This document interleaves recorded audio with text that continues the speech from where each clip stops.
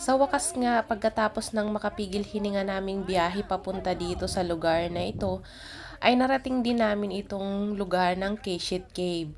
At tara samahan nyo nga ako guys at tuklasin natin kung ano ang meron dito sa Keshit Cave na to. Grabe siya. Ang sama na kay Juan.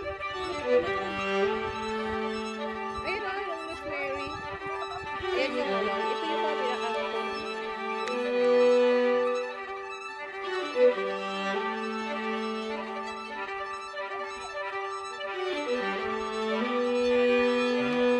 Rosemary.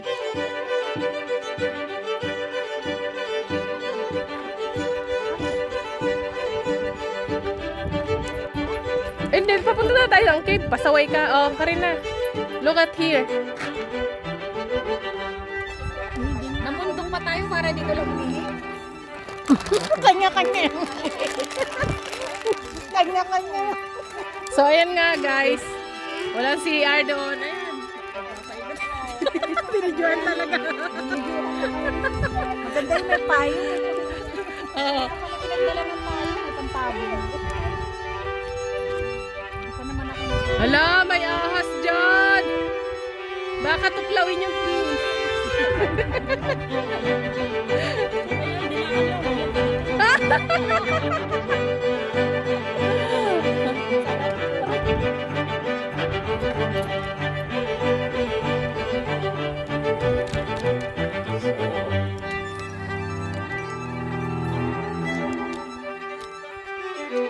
Ayan, guys.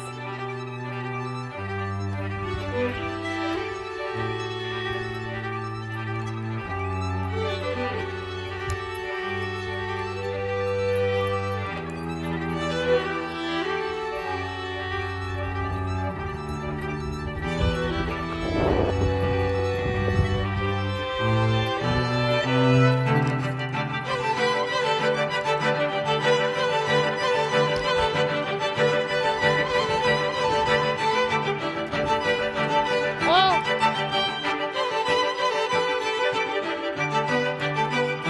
Tara!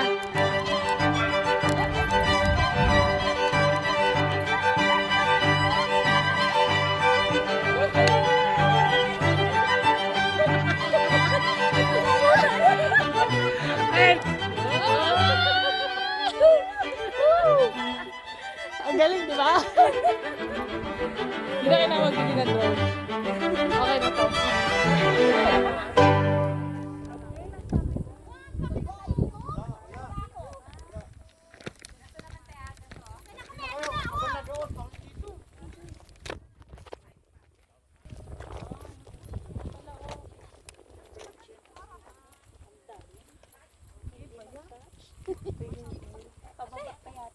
Saan yung cave?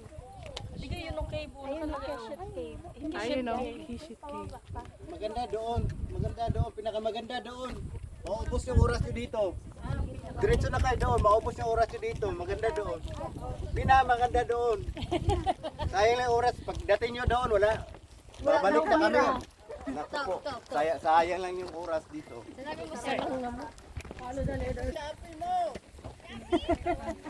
Choppy, choppy!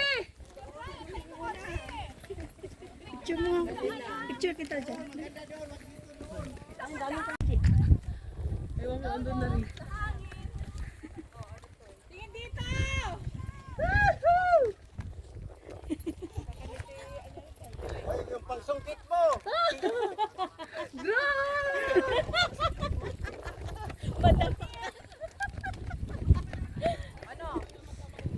Ayun na pala si Ate Margie. Okay tayong cave.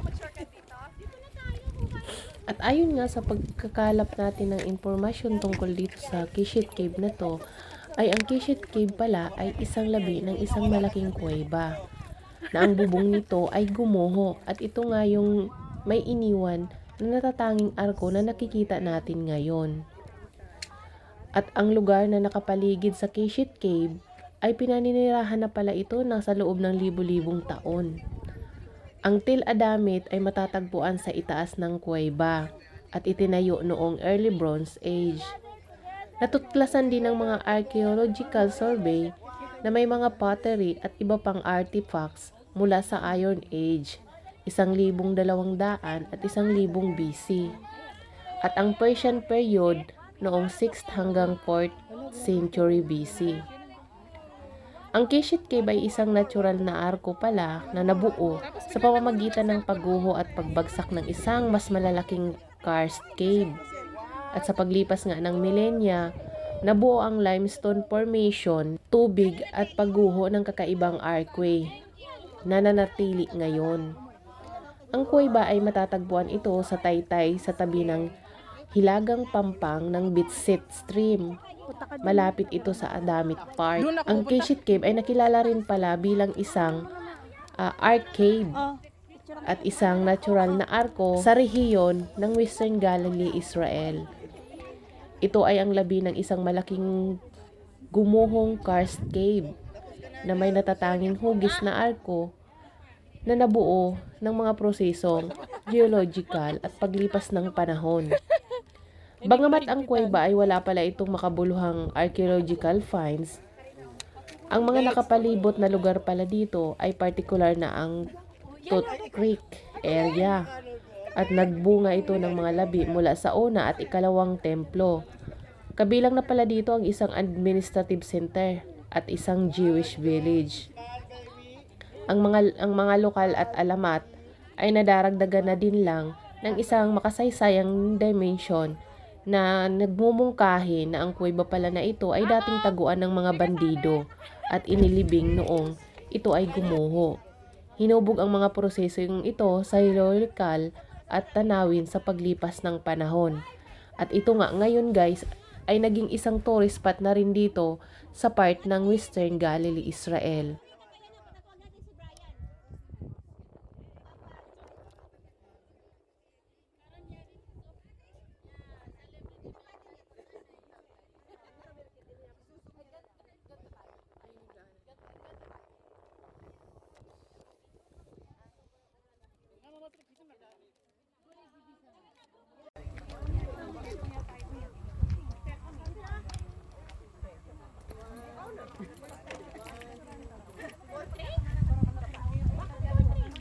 Cave, other call it cave, other call it stone cave, and in English they call it rainbow cave.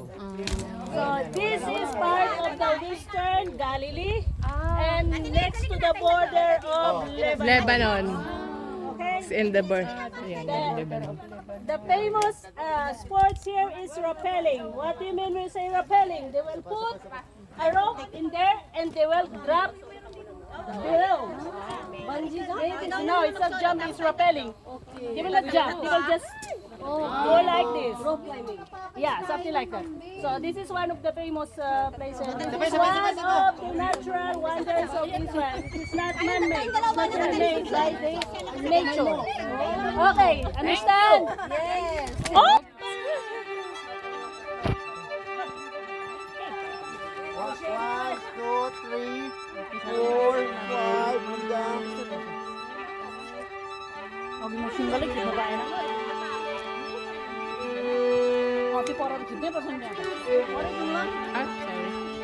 Ano? Ganito oh. Yung ika, ano yun?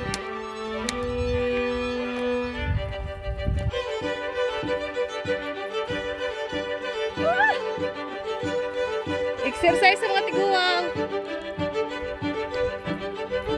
Exercise tayo sa usod. Hiningal ako ngayon dito.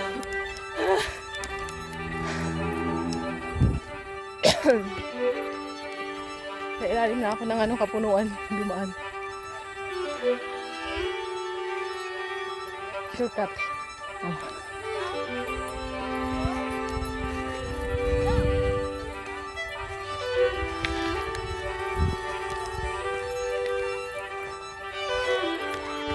Oh. Ayan o. Oh. Tamad na mag-ano. Shortcut na lang. Tamad na mga kalsada dito. Malayo, manggod tayo. Dito kami.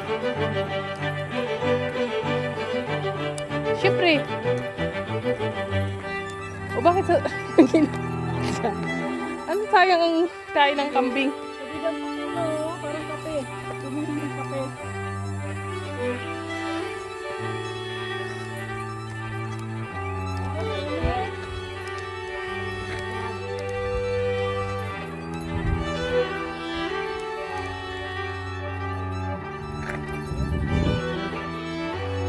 Meh.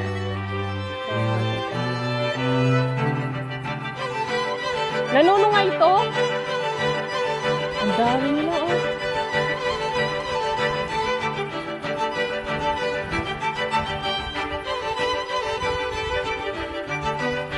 Baka manuwag to.